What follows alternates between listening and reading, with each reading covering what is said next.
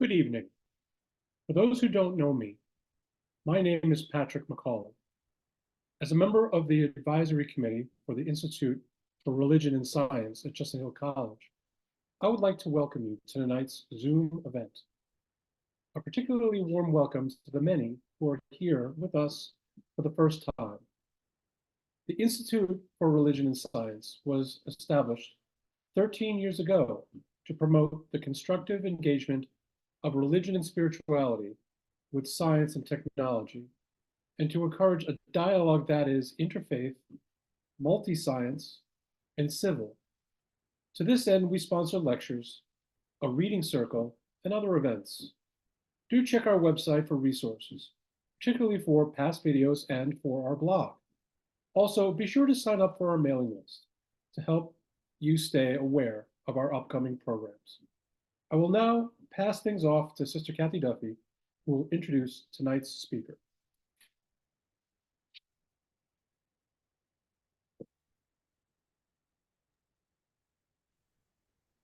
Thank you, Patrick. And good evening to all of you, and welcome to the Institute for Religion and Science. As Patrick mentioned, we've been providing these lectures for over 12 years now, and it is such a pleasure to continue to welcome you. Before we begin, I want to ask you to join me in congratulating one of the members of our advisory committee for the success of her recent book, Steeped: The Chemistry of Tea. It seems that no longer has Michelle Francl, not only has Michelle Francl written a brilliant book, but she's also caused an international stir. The question is, how can an American chemist possibly tell the British how to make the best cup of tea?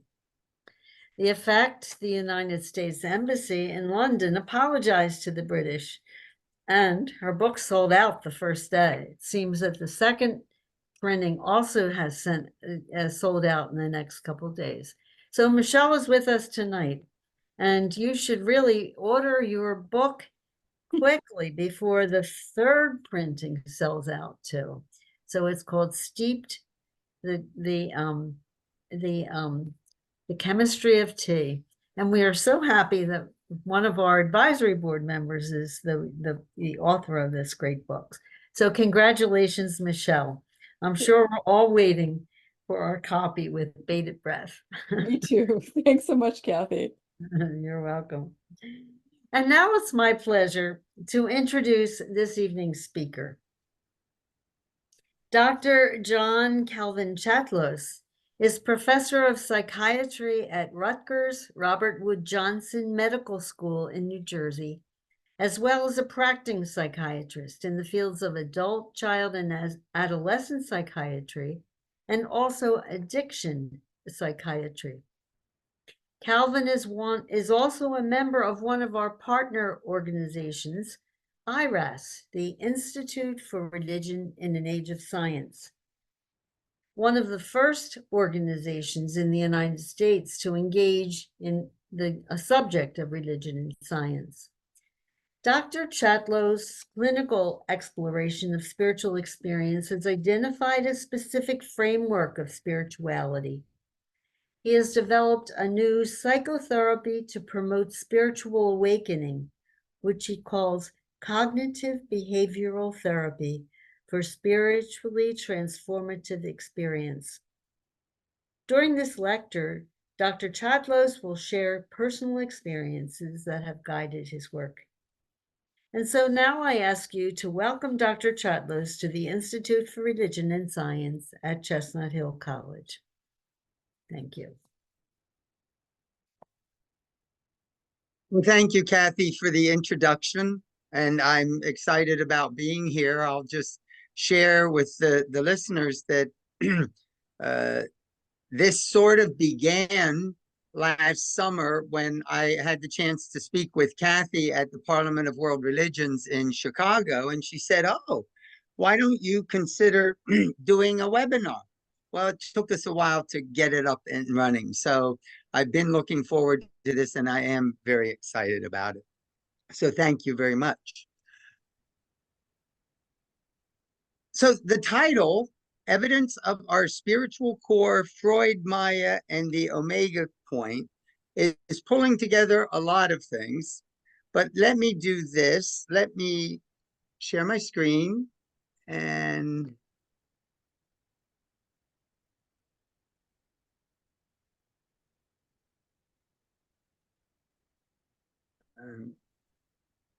there we go. Oops, nope, I don't want that.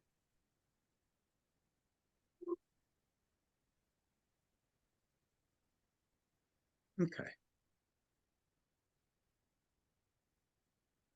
So I'm used to doing academic presentations and we have to have objectives. So at the end of this session, you will formally be able to identify specific mystical characteristics of spiritual experience, describe evidence for spiritual core within people, and present ways in which this knowledge is related to work by Sigmund Freud and Teilhard de Chardin, with an inclusion of an explanation of the Eastern tradition veil of illusion, which is called Maya. So let me begin with the statement by our first concern.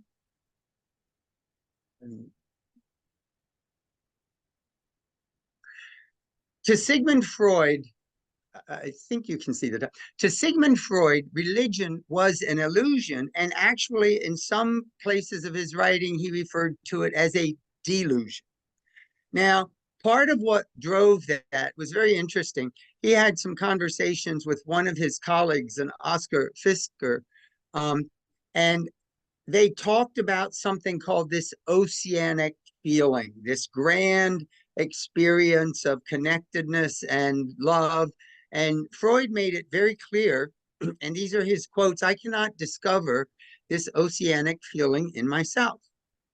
And he goes on to say the idea of men's receiving an intimation of their connection with the world around them through an immediate feeling, which is from the outset directed to that purpose, sounds so strange and fits in so badly with the fabric of our psychology that one is justified in attempting to discover a psychoanalytic explanation of such a feeling.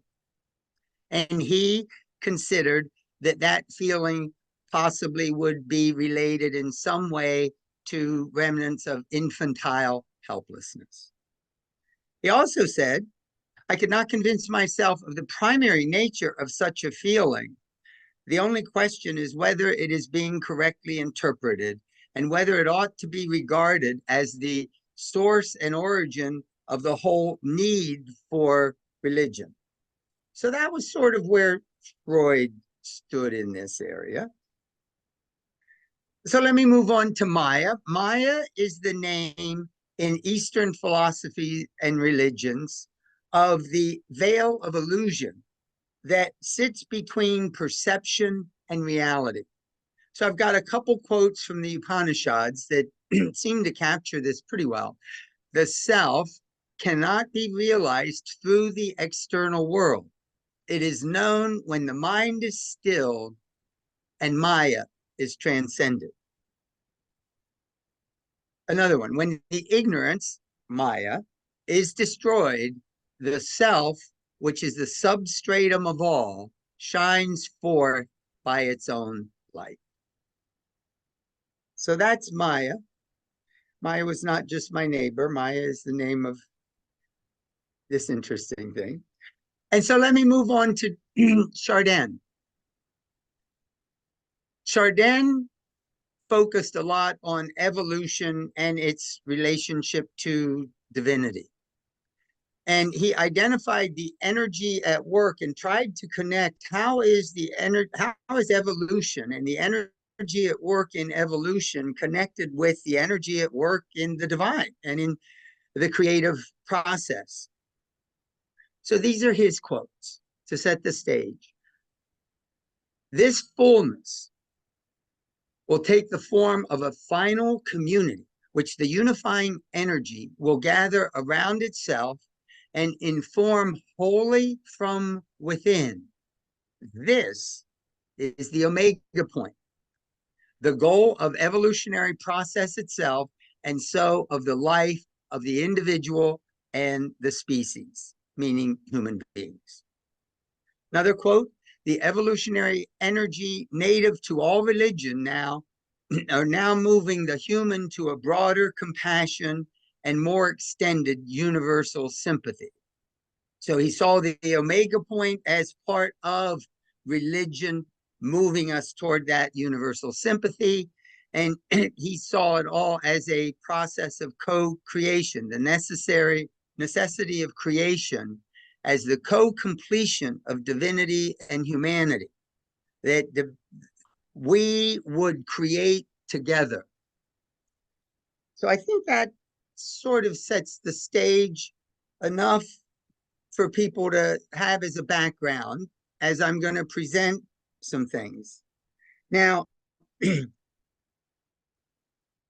I'm probably tonight going to say some things that I haven't said before in public, because we're beginning to realize that we have made a discovery.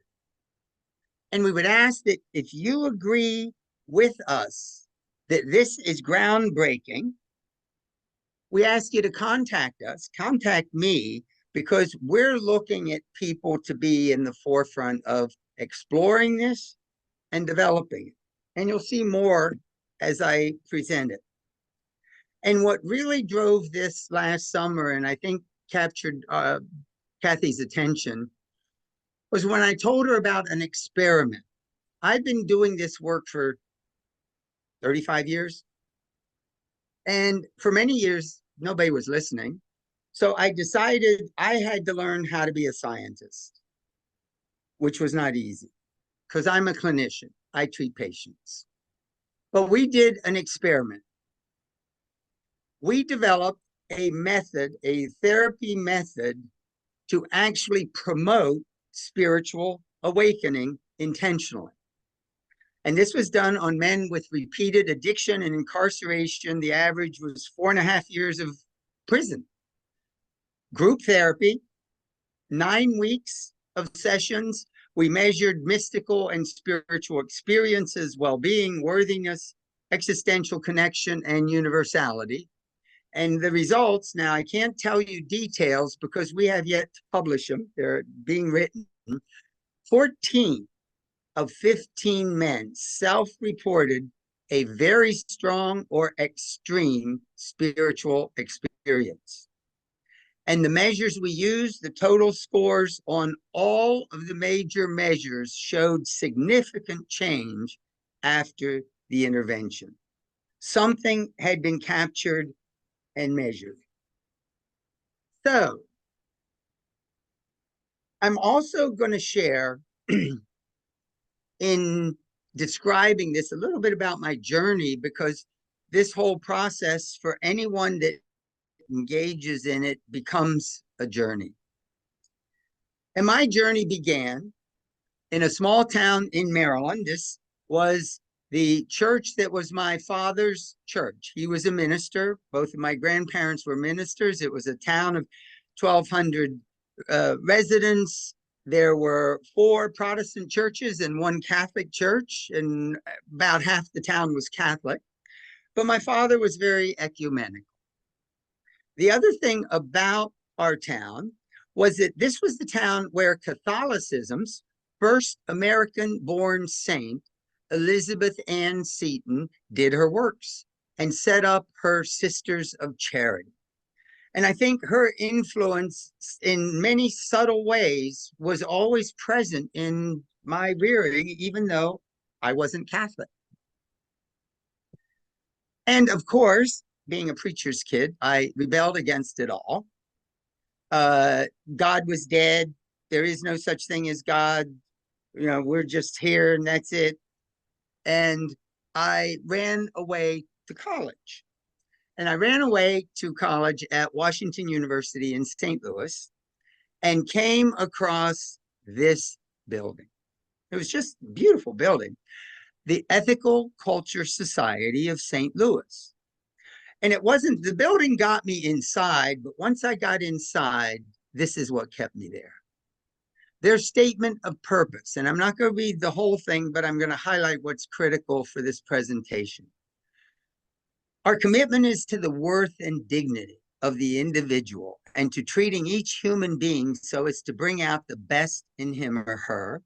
And our faith is in the capacity and responsibility of human beings to act in their personal relationships and in the larger community to help create a better world. Something about that just captured me. Only 30 years later did I realize what it was, and I'll share that. Some of you may be familiar with the Christmas carol, "O Holy Night." And there's a line there, "Long lay the world in sin and error pining, till he appeared and the soul felt its worth." For some reason, as a little kid, that word worth just made me vibrate. It meant something, so that when I saw this, unconsciously, I just got attached. And for the next 15 years, I worked in religious organizations at trying to operationalize, what does it mean, a commitment to the worth and dignity of every person? Who can live like that? And what do we mean, faith in humanity? So that was my effort.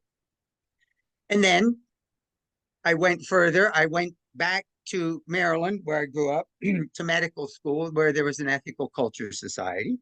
And then on to New York City, where the Ethical Culture Society actually started in 1776 by a Rabbi, Felix Adler, who gave one sermon at the synagogue and left to set up his own religion.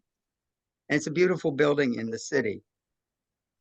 And during my residency, my psychiatric residency, which is what was at New York University Bellevue Hospital, I was also in a psychoanalysis, and something happened that I think changed the direction of my life.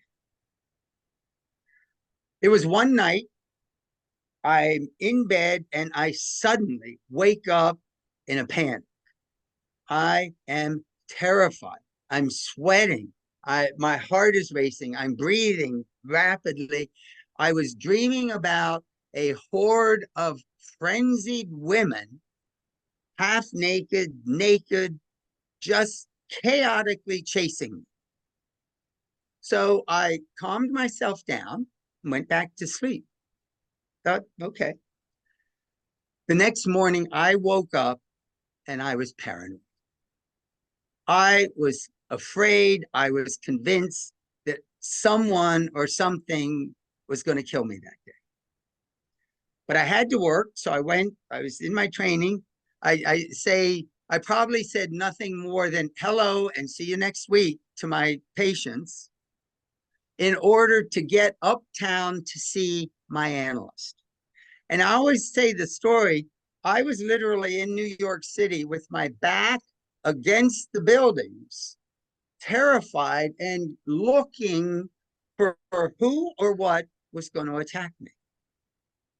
Going into my analyst's office, I was worried that he might have a camera or that he was going to call the police and I would end up as a patient at Bellevue. And that was definitely not what I wanted. But it was a panic. I fortunately had just a wonderful man as an analyst. And by the end of that session, we recognized that this was a classic eruption of what Sigmund Freud talked about as the Oedipal feelings. The Oedipal story that Oedipus married his mother and killed his father. Well, in my case, I had just started a new relationship with an absolutely beautiful woman, very sexual. And in my house growing up, sex was a sin. So my dad was coming to kill me. That allowed me to calm down a little bit and I was less paranoid. But something else happened. I was still paranoid for 3 days. And during that 3 days, what I recognized was emotionally, Jesus Christ was my brother. Jesus Christ sat at our breakfast table for devotions every day. Weekends. Jesus Christ sat next to me when I was being raised from the pulpit at church. And I had just gone to Hades and risen from the dead on the 3rd day. That's how powerful the unconscious can be. But what it told me was there is a world of experience, a non-ordinary experience of which I knew nothing.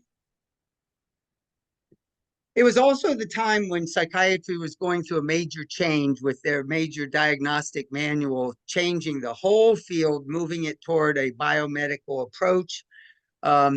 There was a new therapy, cognitive behavioral therapy, that came out at the same time. All of those things attracted me. And I tried to keep going and putting things together. As I was ending my training, something else happened. It was January. I was supposed to end my training in June. I had a job waiting for me, so that was not an issue. And one morning in early January, I woke up with panic attacks. Panic out of the blue. Over and over and over again, beginning to interfere with my life, with the work I was doing. And so I had already finished my psychoanalysis. So I called my analyst and said, I think I need some work to do. So we met, and with only a few sessions, we discovered what the source of that panic was. And it had to do with June of that year was to be my 33rd birthday. And those of you in the Christian tradition, there's a strong belief that Jesus Christ was crucified when he was 33. I was just waiting to be crucified or to be killed. Now, that information calmed down the panic so I could function, but that anxiety underneath everything I did lasted until I turned 34. That's how powerful the unconscious can be. And another thing happened, and this was now 1997. Another ethical society in New Jersey, the Ethical Culture Society of Essex County. I was looking at what is faith, the other part of that statement of purpose. And I gathered a group of 15 members of the society, and we met twice a month in the evening, 2.5 hours for an entire year, had 96% attendance, even with snows and cold and accidents and illness. And we discovered what I'm going to show you.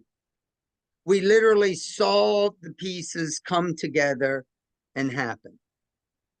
And it begins with this. And this is a quote of one of my favorite writers, William James. Unseen order. I'll read it.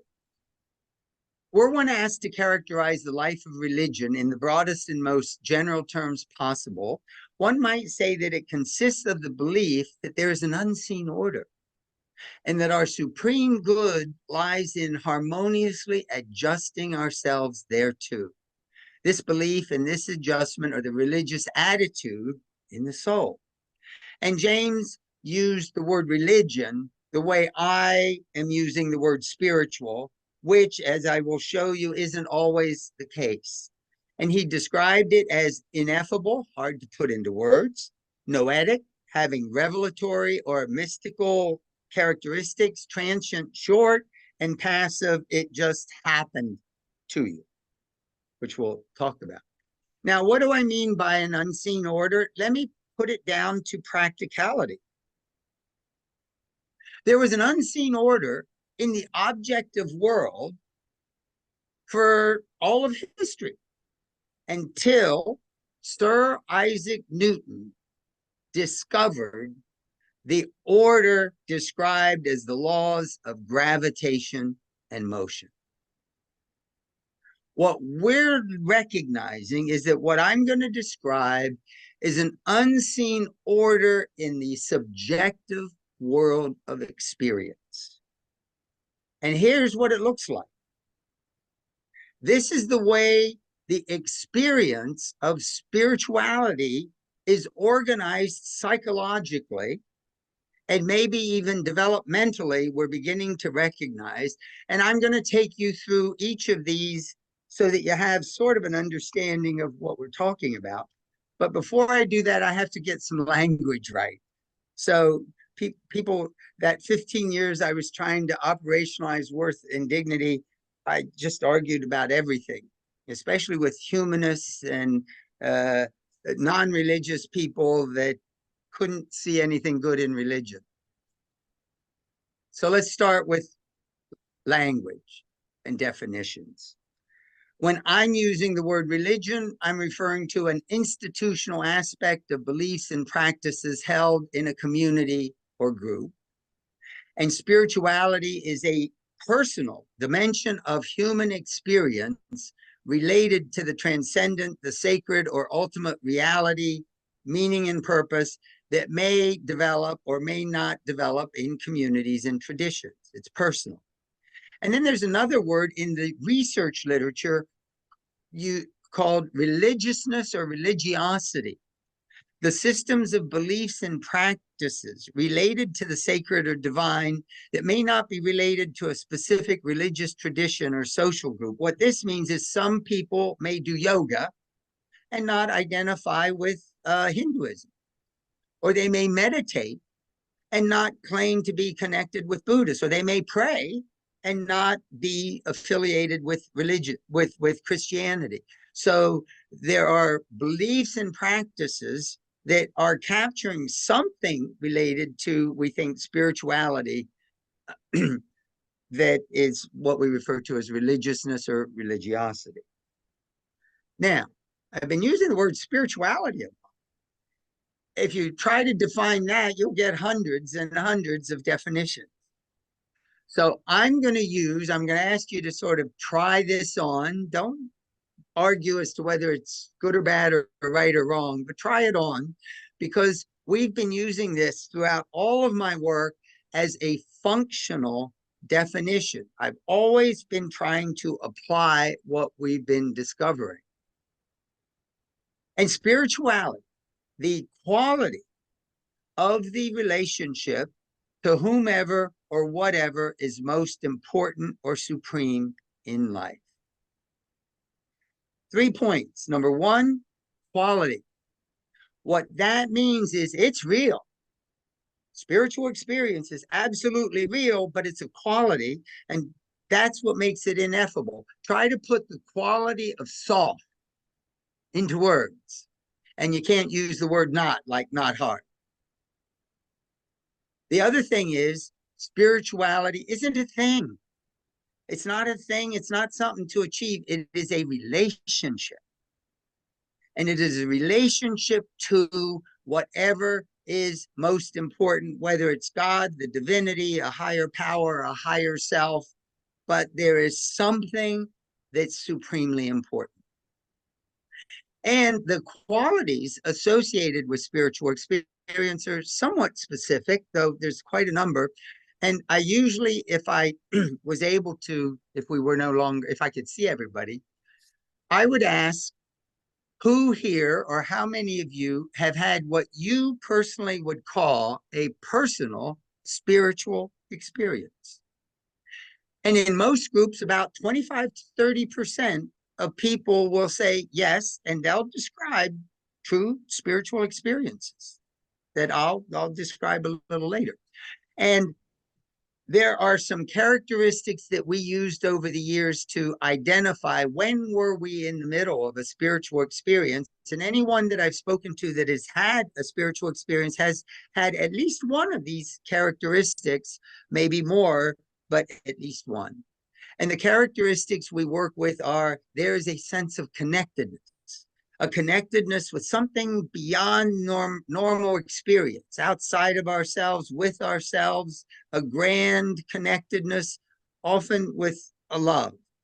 There is an energy, a vitality, an aliveness that wasn't present 5 minutes before the experience. There's a sense of wholeness or integrity, maybe communion and unity. There's usually an emotional part that may be peace or serenity, but it may also be joy or awe, depending on the circumstances. And with most spiritual experiences, there is a new meaning and purpose. So these are the characteristics that helped us identify when we were in one of those experiences. So that's the background for my words, language, so that you at least know what I'm saying when I use these words. Now, let me get down to science. A major approach to science is cognitive behavioral theory. In psychiatry and mental health, it is the gold standard for therapy interventions. And it looks like this. I'll try to make it simple, is we have senses.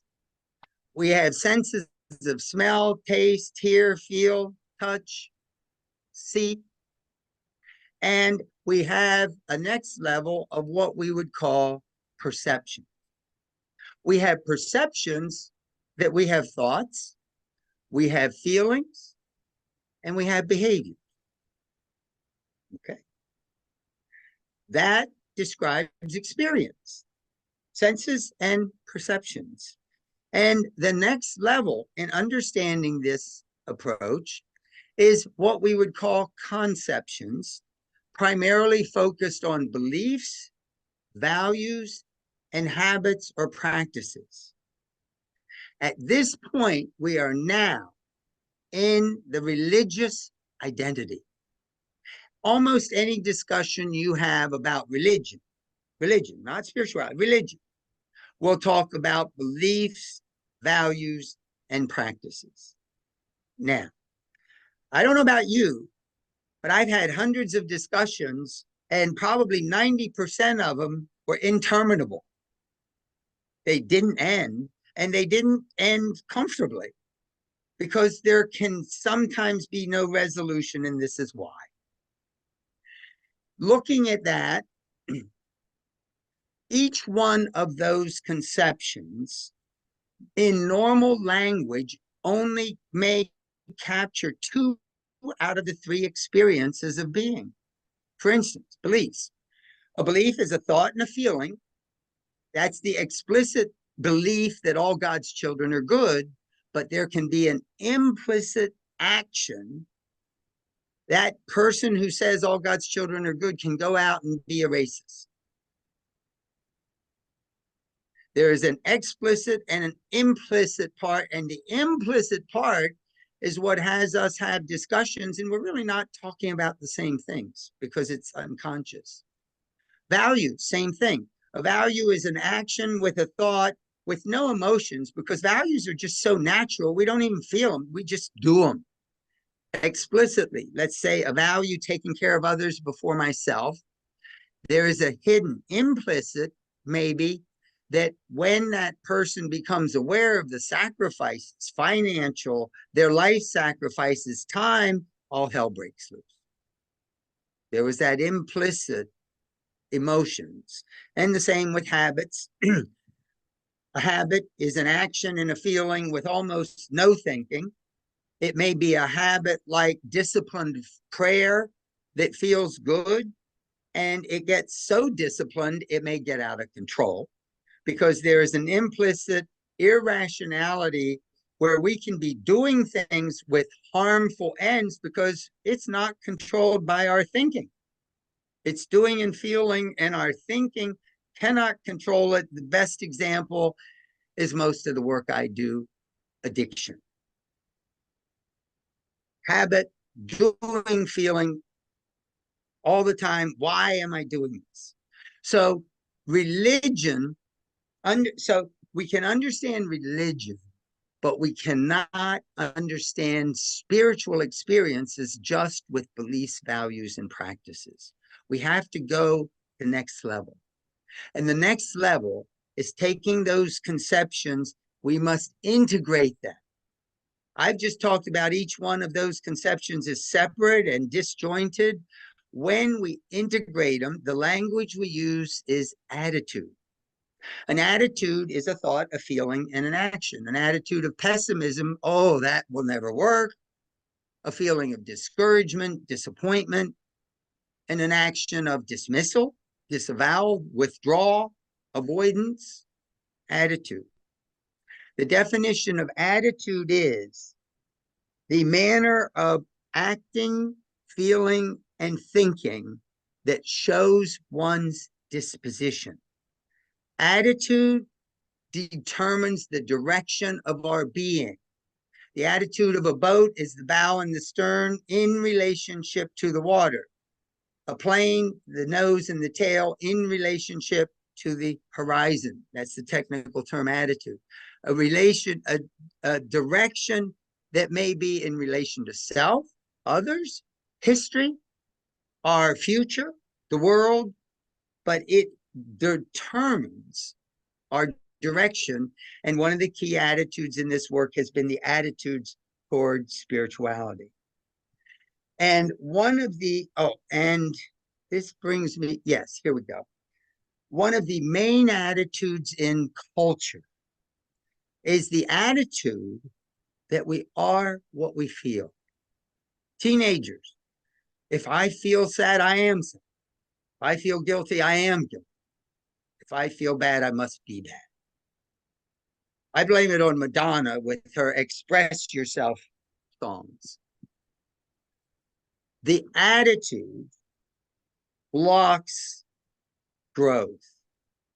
And the very first thing we do in all of our work is to have someone control that attitude so that the step is you are not what you feel, you have feelings, and you have thoughts, and you have behaviors and urges to act, and you have the ability to choose which one of those you empower.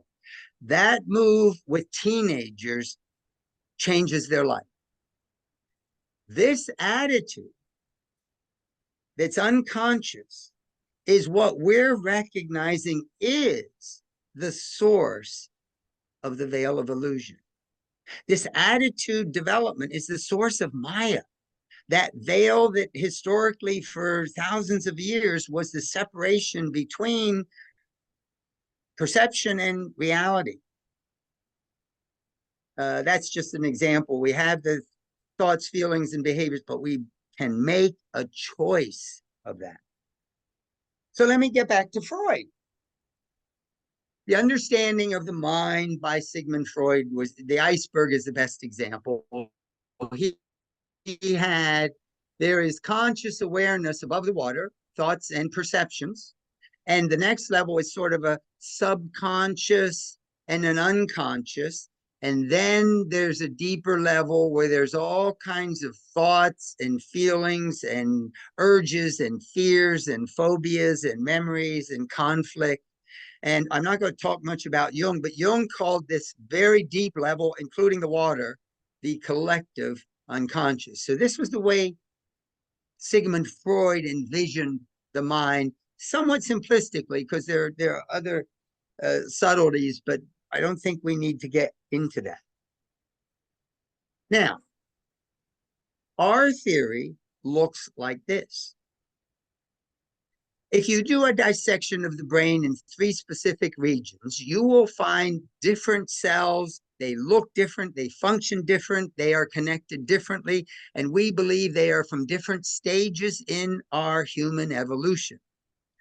The lizard, the reptile part, total survival, unconscious, breathing, heart rate, vomiting, sleeping, respirations, fight, flight, freeze, play dead, or fawn, submit, and be vulnerable. There's a middle part of the brain called the mammal brain or the limbic system that has three things. It has emotions, memories, and it makes decisions. And then we have the human cortex, which is primarily language and reason.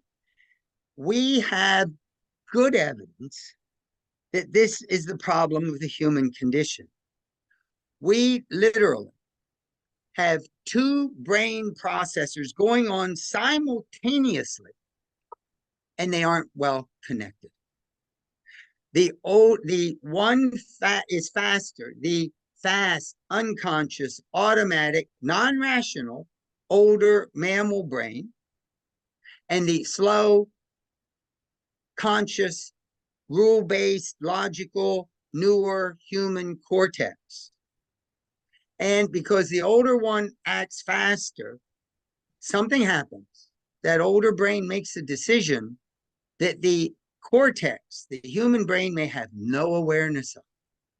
It may have no awareness, or it may have some awareness that it can change that decision. It's just an incredible thing. So here's what our life looks like. Something happens, the mammal brain reacts fast, makes an irrational decision. Have you ever thought, why would an 8-year-old girl who is assaulted for no reason, no provocation, come up with the decision, I am a failure, I am worthless, I should be dead? Totally irrational, makes no sense. The human cortex has no awareness that that decision was made, and the mammal brain controls their life based on the attitude, I am a failure.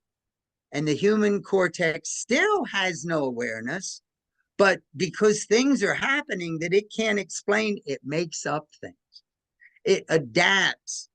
It develops defense mechanisms, drugs, money, power, sex, rituals, in order to quell that decision, that pain, that feeling of being a failure. Now, what we discovered in all of this is that there's a language that allows us to enter the spiritual domain and open it up. And that's the language, oops, I can't even see my own screen. That's the language of self-worth and dignity. And, hold on. Yeah, attitudes. When we looked at where do attitudes come from the effects on our self-worth and dignity. They may be good, they may be bad. So we went to these words, and let's start with definitions. Let's start with defining worth. The quality, again, ineffable, of a person or thing that lends importance, value, merit, that is measurable by the esteem in which the person or thing is held. We know that, oh, and if you look down here, in each of these domains, in the domain of thinking, we have self-confidence, feeling, self-esteem, doing, self-competence, but only the integration of these three captures the capacity and the experience of self-worth. The soul felt its worth, and it's developmental. A child, a baby does, so it's competence. That's it, 1 to 2 years. 3 to 4 years, they start to have emotional awareness and expression. 5 to 7, the brain myelinates. Our thinking as children in those years changes. So there's a self-confidence in thinking, and the capacity for us to experience self-worth only fully develops or matures pre-adolescent. And we also learned that shame is not a feeling.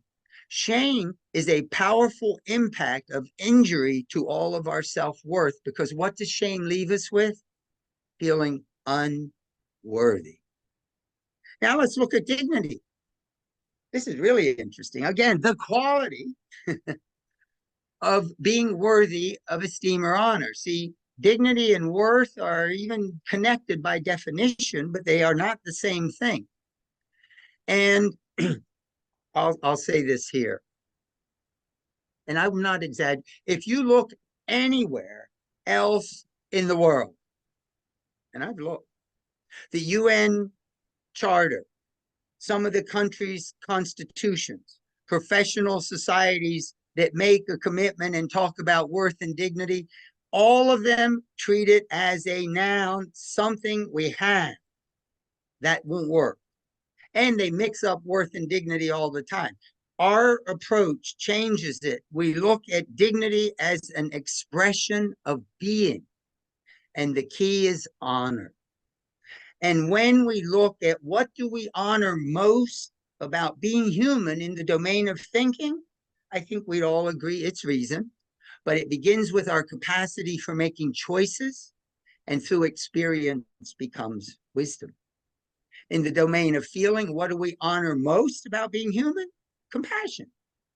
Because of our incredible capacity for empathy, because of language and communication and mirror neurons. We always feel what someone else is doing, expanding socially to caring, and the expansion further of this is actually justice.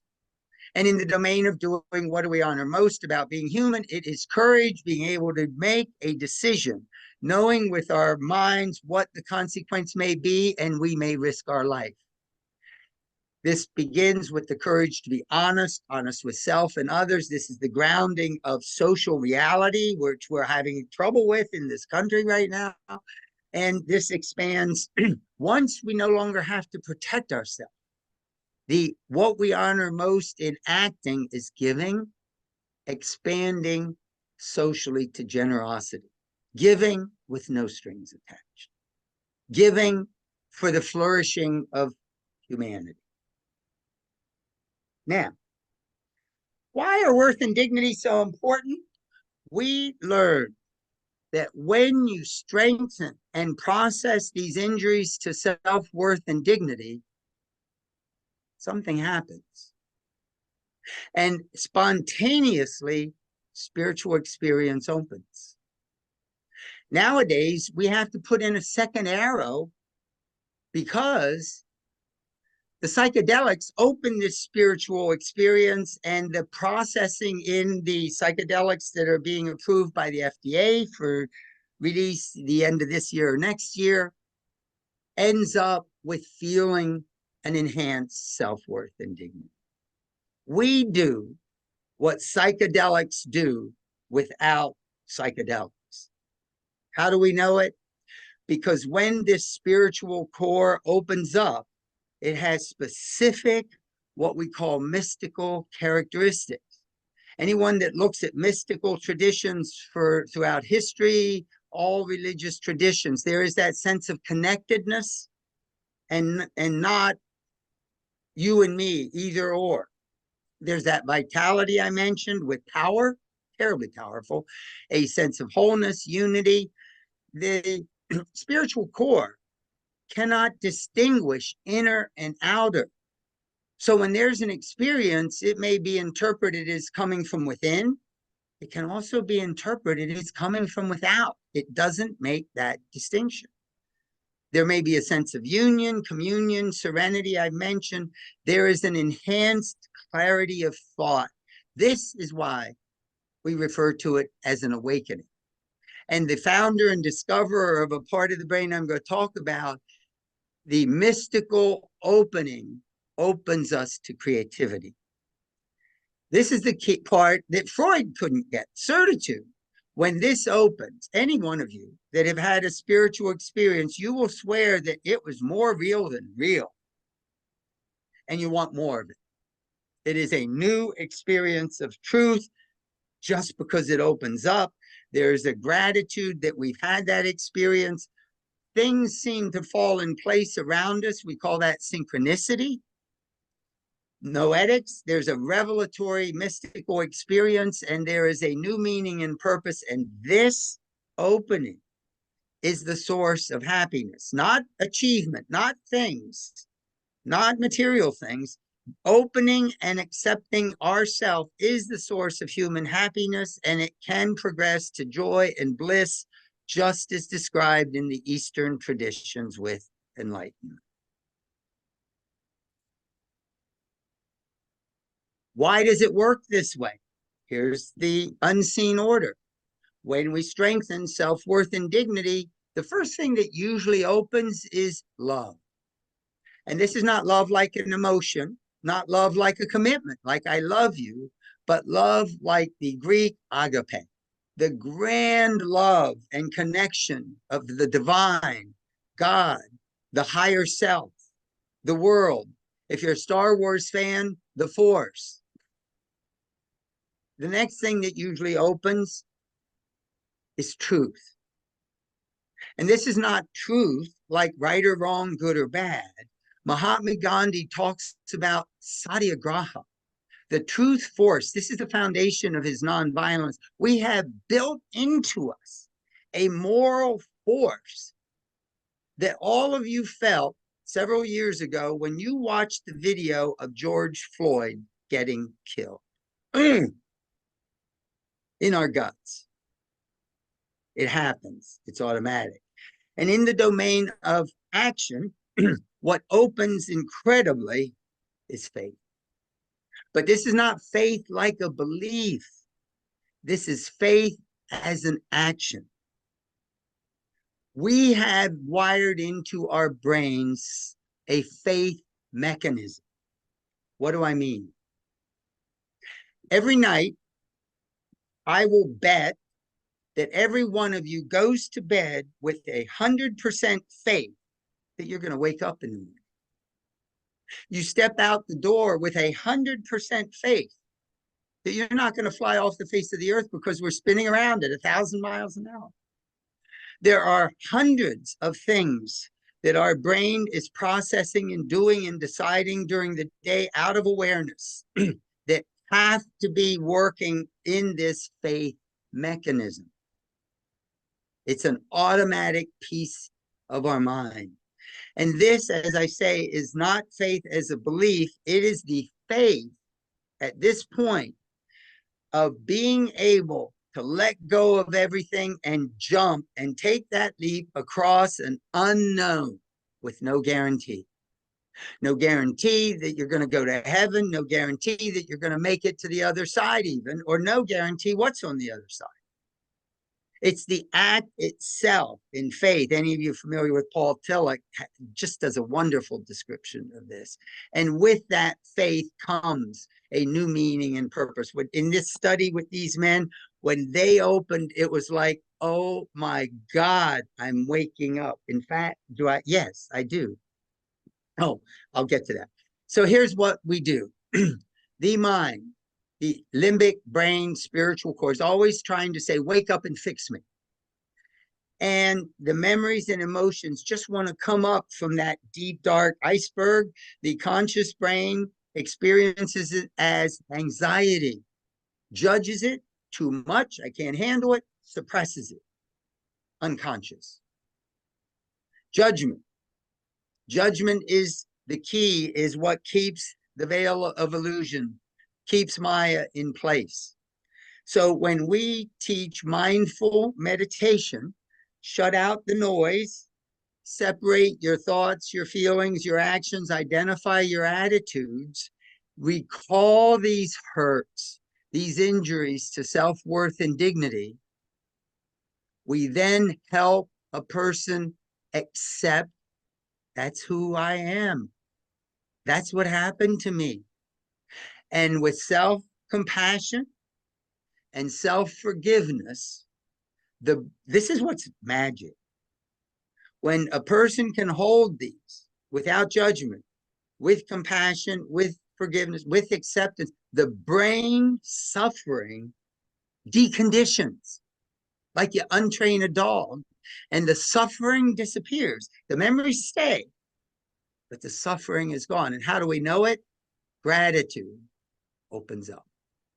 And there is an enhanced sense of self-worth and dignity. Here's some quotes. Hard to explain, but I just feel stronger mentally, and my connectedness with spirituality is a lot stronger. the term synchronicity was explained to me. I had a synchronicity occur, at which point my hairs on my arms stood up and felt a total body vibration. My entire look on life changed. I now feel like I'm here for a reason, and I have the potential to do everything I need. These were hopeless men. Thoughts of calm, understanding, acceptance. I got the purpose I was looking for. 8 weeks. I learned that God will be there for me through everything. I believe I have a purpose in life now. I have finally found peace within. These are their quotes. Their quotes. So let me go back. We're getting near the end. I think I'm doing okay with time. Let me go back to the iceberg and put what I'm describing in place. We've got the conscious, we've got the conscious awareness, thoughts and perceptions, but instead of subconscious and preconscious, we've got attitudes out of awareness, controlling us. So what Freud opened as the unconscious, the subconscious, his framework for he missed the discovery of our spiritual core. And underneath that is injured self-worth and dignity. All the memories, all the feelings, all the hurts. So that when we can heal them, when we can have acceptance, self-compassion, the iceberg and the bottom starts to melt. And when it melts, the top becomes more and more conscious. And that's the enlightenment, where the water fits in and what's amazing, when that mystical core opens up, we get in touch with something that is universal. There are rules in the way it operates that are evolutionarily driven. Every single person discovers this collective unconscious. In fact, it drives us when we get in touch with it as what we would call a higher power. Now, a couple more things and then I'm done. Freud, this was great. This readiness for a universal love of mankind and the world represents the highest standpoint which man can reach. So he at least acknowledged it as a goal, followed by his judgment. A love that does not discriminate seems to me to forfeit a part of its own value by doing an injustice to its object. And secondly, not all men are worthy of love. Freud's response to spirituality. So what we have is this unseen order. There are a couple of things now I want to tell you about it. I told you when it opens with mystical experiences. This core, this order, integrates the entire mind, heart, and body. It has a drive toward wholeness. The drive in this core is toward the fulfillment for every one of us of self-worth and dignity, healing.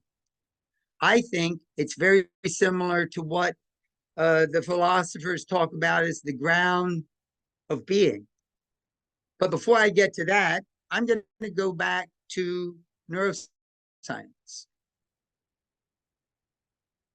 There is a portion of the brain, it's called the default mode network. It has 3 areas.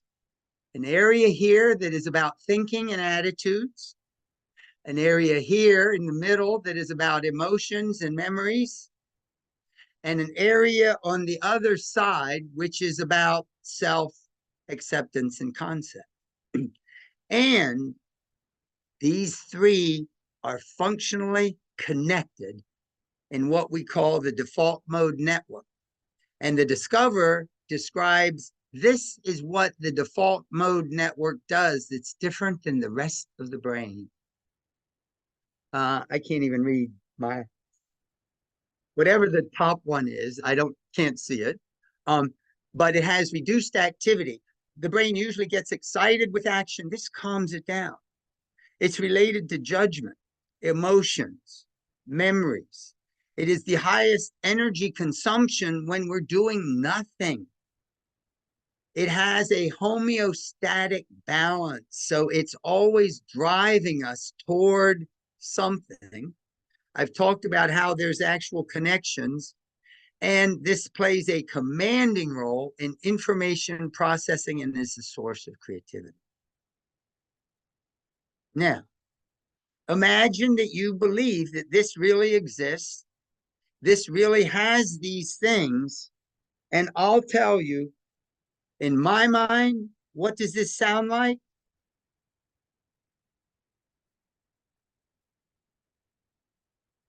The omega point.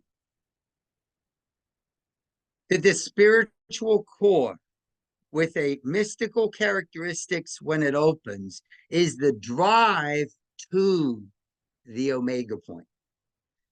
Chardin was on target. It is for real. It is a real thing. And I'll tell you, it's a lot more hopeful than Freud saying we have sex and aggression and our human mind has to control all these bad things. This means our minds, humanity is built to be connected, to love, to be cooperative, and to live every day with self-worth and dignity. And I'm going to end with my analogy I like. Oh, I forgot. Let me remind you, Chardin, the unifying energy will gather around itself and inform wholly from within. This is the omega point. The goal of evolutionary process itself, as I mentioned, the life of the human species. The evolutionary energy native to all religions, all of us, all religions have a mystical core and moves humanity to a broader compassion and more extended universal sympathy. And I look at it, moving humanity to a fulfillment of self-worth and dignity toward what we honor most about being human: reason, compassion, and courage. I look at it as a three-legged stool. If you take the leg of reason and put that on the ground, the stool will fall in every direction. If you add compassion with reason, two legs, it'll fall in two directions. When you add courage that integrates with reason and compassion, you now have a solid foundation of a stool that is strong enough to hold whatever is necessary for human flourishing. And I'll end with this quote: reason without compassion is heartless. Compassion without reason is directionless. And reason and compassion without courage is feckless, totally ineffective. All three aspects of dignity are the values that we should be enhancing. Not one. It has to be integrated. When it's integrated, it opens to these wonderful experiences I'm talking about. So there are, if you Google Chatlos and spirituality, adolescent Freud and bullying, you'll get papers expanding on this. And I'll leave you with my final quote. Swami Kripalu, the highest spiritual practice is self-observation without judgment. I will stop there, and I believe who takes over here as we move into breakout rooms. Someone want to explain that, and then I'll give the assignment. Right, I'm happy to explain that. So we have a chance now for people to have a little bit of conversation about the wonderful talk that we just heard, and then we can return and have some Q&A. So we have some time for Q&A. The way that's going to work is you need to drop your questions into the chat, and then I will pick things from the chat and read them aloud. So that's actually, let me, Michelle, what I'm asking is that you take two things into your rooms. There'll be about 5 people. First of all, if you have had what you would call a spiritual experience, briefly share. Okay, very briefly. And secondly, I ended with faith. The opposite of faith is doubt. Doubt is an attitude that comes from injured self-worth and dignity somewhere deep inside of us. So I would like you to listen and be aware of the doubts you have as you listened to everything I said tonight. What are the doubtful attitudes that don't even allow you to let this in? Because this is truly a miracle, and it's for real, and we can predict it and repeat it. So the assignment is talk about, share your doubts that are getting in the way of you believing, accepting, having faith in something like this in yourself and in your. Okay. Sounds like a good assignment. So we'll send you all off and we'll see you back in about 15 minutes. All right, we're welcoming everyone back, and I'm going to remind people if you have questions or comments to drop them in the chat.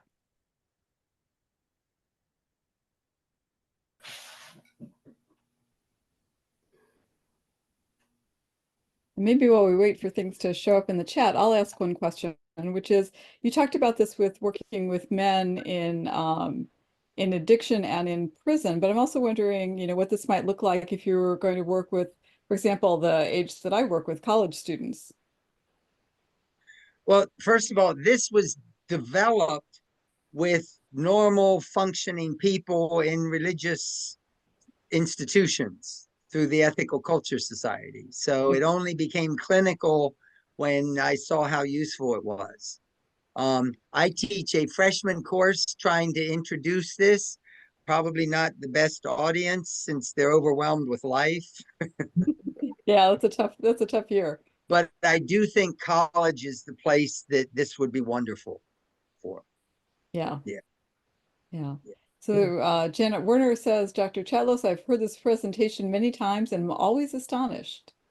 Well, thank you, Janet. So more questions. So what well, can I say, yes. I know Janet. Janet is developing a movie specifically to get this out in the public. Oh, good. Remember, I said there's people that have had real spiritual experiences but got mistreated by the mental health system. We're trying to get that out there, but not just that, but get out the value in having spiritual experiences and in promoting and fostering them. So hopefully we'll get that done. Good. What percentage of people do you think have spiritual experiences or have mystical experiences? Do you think it's universal? No, it depends on the survey that you read. There have been studies just recently in the last 5 to 10 years, and it's pretty much ranged from about 25 as high as almost 75% of people in some groups. That surprised me. So it's much more common, I think, than we talk about, and even than we probably believe. Yeah, I mean, I think, when you think about those experiences, I think people are reluctant to share them. Yeah. As I said, talking about spiritual experiences is as intimate, if not more intimate, than talking about sex. Yeah. Yeah. So in the chat, if people are looking for the reference to the movie, there's a contact for Janet, so you can look that up. And Patrick McCauley wonders, are you talking about how the limbic system comes to interact with the higher, exclusively human part of the brain? Why does the mystical experience bring about the interaction between the human part of the brain with the limbic? Is identity in the limbic originally? So Patrick's got a whole set of questions. Well, let me see if I can, we're still trying to figure it out. The limbic brain is operating all on its own, and the human brain is sort of somewhat out of awareness, but monitoring everything. And when there's a certain balance between the two and a certain strength of self-worth and dignity, it just sort of opens. It's like a door, the attitudes that opens, and that opening itself is the release of these mystical experiences. So that's sort of a sign that something, that channel is opened. And when it's processed, Patrick, it becomes part of the conscious awareness. And Carl Jung would talk about it as the higher self. The greater self is the integration of the conscious with the unconscious. I Yeah, hope that answers your question. I had a question that popped up, but now I've forgotten it. So Phoebe Griswold wonders, I haven't heard you mention the word God. How would you define that? I wouldn't. I would leave it up to you, because yes, I wouldn't define it.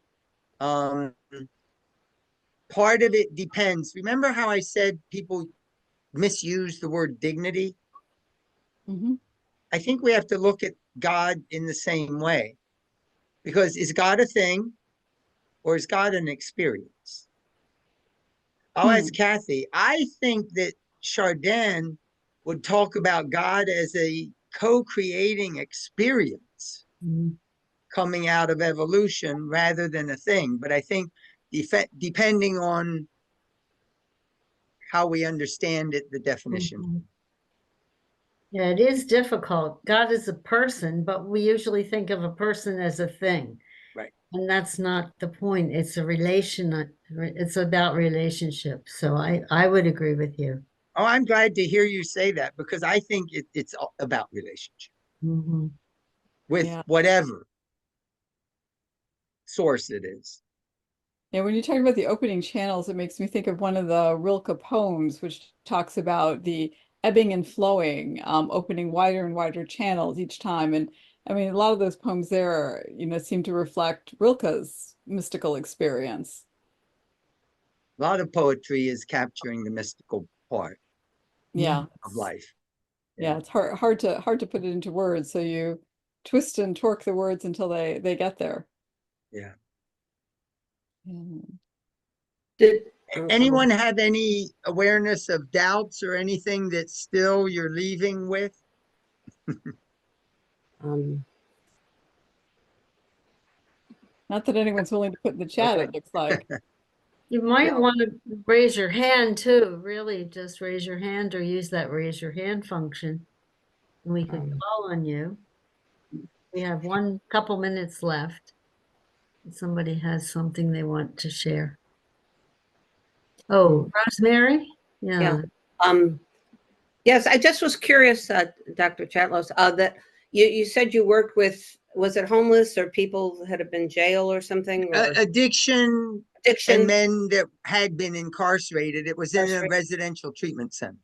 Oh, okay. I just was wondering whether, I mean, you went in, for 8 weeks or so. Did you delve into the way they were raised or so? Because you talk about self-esteem, self-confidence, things like that. And I had seen a few young, very, not always young, a young mother and then a middle-aged mother, treating their child terribly. And I'm thinking, well, how is this child going to have any self-esteem or competence? And it's one of the things that I think that we certainly could help society. And somebody was talking about people in jail and the revolving door in our group, and that possibly if we taught these basic parenting things about how you boost the self-esteem and stuff, because these two women were just reaming out their child, and I thought, oh, it was, anyway, I just was wondering whether Well,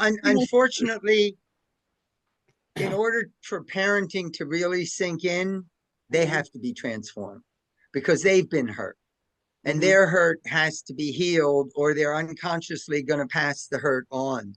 These men, yes, we got down to stories that just had me in tears. I could not believe that parents would put a gun to their head to punish or to control their child when they're 4 years old, Oh, or lock them in a closet for 2 days in the dark. It just blew my mind.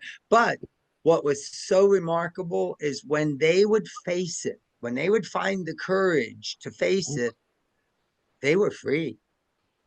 And I say We can take men out of prison, but we have to learn how to get the prison of trauma out of the man. Mhm. And that's what I saw happening. Mm. And that's a real gift and a miracle. Right. And I will tell you, Michelle, it's just one of the most exciting and thrilling things for me to experience and watch happen with these men. yeah, it sounds an Yeah. amazing experience for everyone concerned. Yeah. And that might be a good spot to leave it. Kathy, do you want to take over? I want to Yeah. thank Kathy for the opportunity. I Oh, appreciate and we would like to thank you too. But before we leave, before we thank you, and whoops, before we leave, I would like to remind you that if you are not on our mailing list, the mailing list of the Institute, you should send me an email and I'll be sure you get on that list. And then also, if you wish to join the American Teilhard Association, you can go to the webpage of the association. I don't know if we have that up. Yes, Mhm. it's up. Yep, it's up. And we'd love to have you. That's that's right. There's the Institute website and the American Teilhard. And in either case, you can be in touch with me. And I'd also like to invite you to two of upcoming events that are sponsored by the American Teilhard Association that you might enjoy. Minor Miracles with filmmakers Frank and Mary Frost. This event is scheduled for March 20th at 7 o'clock. And Mary and Frank will share their 12-year experience and their adventure in making the film Teilhard, a visionary scientist. The film should be available on TV eventually, pretty soon, we're hoping. And then the other event is our annual event, which will be led by John Philip Newell, who was a master of Celtic spirituality, and he will be highlighting the principles of Celtic spirituality in the works of Teilhard de Chardin, even though Teilhard was not Irish, but French. And we have also an opportunity to join an in-person retreat that weekend from May 31st to June 2nd at Dalesford Abbey in Paoli, Pennsylvania.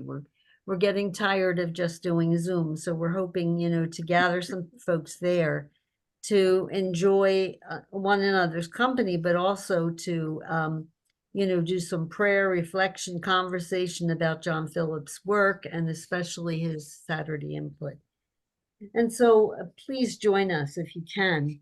And once again, I want to thank you for your attention, for your good questions and comments, and for your continual support of our efforts. And I also want to thank Dr. Chatlos for joining us this evening to share his expertise and his new idea of how to change the world, which is what we're all looking for all the time. So I hope to see you all again at our next events. Have a wonderful evening.